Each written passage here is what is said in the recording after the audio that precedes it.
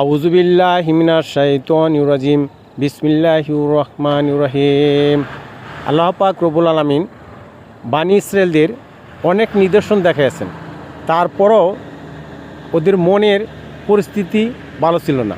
আর আল্লাহ তাআলা কোরআনুল কারীমে ইরশাদ করেন, সুম্মা কাসাত কুলুবুকুম মিন বাদি যালিকা ফাহিয়া কাল হিজরাতি আও আশাদ্দু কসওয়াতান। এত নিদর্শনের পরও তোমাদের মন শক্ত হয়ে গেল, যেন পাথরের মতো কিংবা তার চেয়েও বেশি।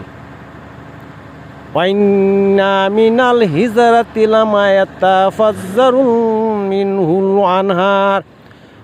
আর পাথরের মধ্যে এমনও আছে যা থেকে নহর উৎসারিত হয়। ওয়াইন্না মিনহা লামা ইয়াশাক্কাকু ওয়াইন্না মিনহা লামা ইয়াশাক্কাকু ফায়াখরুজু মিনহুল মাউ।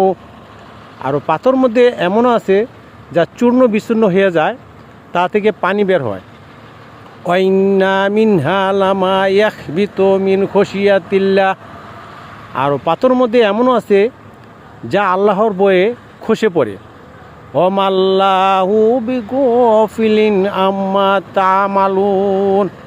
আর তোমরা যা কিছুই করো, আল্লাহ তাআলা সে ব্যাপারে বেখবর নন।